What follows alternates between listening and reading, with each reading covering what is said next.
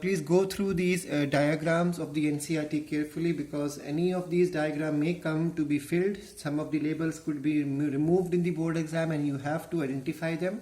So be clear with the ducts as well as their position along with their spellings from both these diagrams. Now let's go through the next page. The next page gives you the topic of penis first of all. So penis is the male external genitalia, and it is made up of special tissue that helps in erection of penis to facilitate the insemination. And then there is a large enlarged portion of the penis in the front which is called as glans penis, and it is covered with a loose skin which is called as the foreskin. Now this is one of the favorite diagram to come in the board exam if anything comes from this chapter. So remember, the diagrammatic sectional view of seminiferous tubule is important.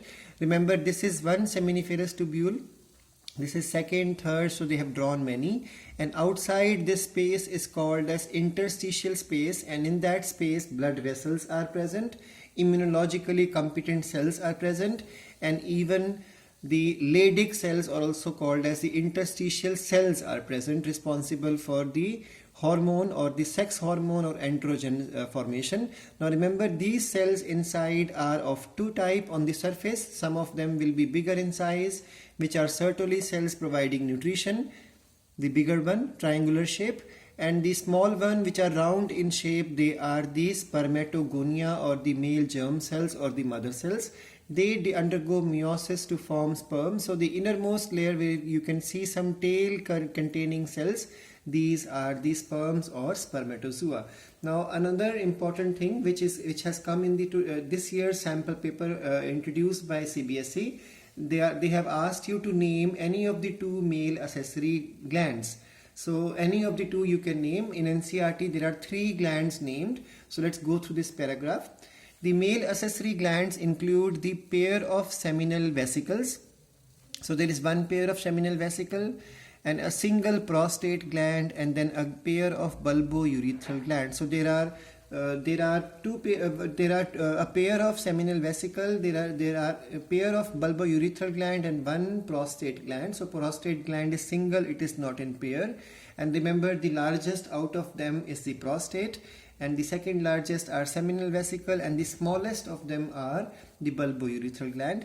NCERT clearly says that their role, so this much is the role as per the NCERT, that the secretion of these glands form the seminal plasma. Semen is equal to the liquid plus sperms. So all that liquid which we see in the semen is because of the secretion of these glands. So this secretion is rich in fructose, it is rich in calcium, and it carries enzymes. And NCERT clearly says that the secretion of the bulbourethral gland is required for lubrication of the penis. So basically the seminal fluid is constituted by seminal vesicles and the prostate gland. This is required for lubrication of the penis during the sexual activities. Now the next topic is the female reproductive system. Now the female reproductive system consists of a pair of ovaries. Please remember, ovaries and testes are called as the primary sex organs because they have two roles to play. First role is to form the gametes. In the case of the testes, it is the sperms which are formed, and in the case of the ovary, it is the eggs which are formed. And then the second main function is to synthesize the sex hormones. So the sex hormones in the case of the male is androgen, and the main androgen is testosterone. And in the case of the females, the sex hormones are the estrogen and the progestogen, and then there are types also present in them. So let's go through this now. So the reproductive system of the female carries a pair of ovaries along with the oviduct. Now there are duct systems present here also, and the duct system includes the oviduct. And then we have a large area in which the implantation and the growth during pregnancy takes place, which is called as uterus. The ending of the uterus is called as cervix, and cervix is opened to the outside with the help of the vagina. Both of them constitute the birth canal. And then vagina opens towards the outside in the form of the external genitalia. Remember, the genitalia is very different in the case of the female compared to the male, and these structures are present in the pelvic region. The genitalia is present in the pelvic region. These parts of the system, along with the pair of glands, mammary glands, are important because they play an important role in the child care. Ovaries are the primary female sex organ that produces the female gamete and the steroidal hormones that are called as the ovarian hormones. We'll be talking about them in detail in this chapter. Ovaries are located one on each side of the lower abdomen, and their size is 2 to 4 centimeter long and are connected to the pelvic wall and the uterus with the help of the ligaments. Ovaries are covered with the epithelium and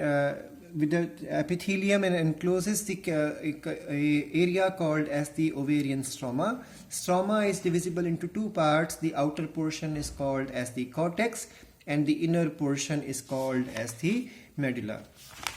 This is the diagram they're talking about. There is the epithelium, and then we have the stroma in the ovary, and stroma is divisible into two parts. The outer portion is called as the cortex and the inner portion is called as the medulla. Now the next thing to understand is the fallopian tube.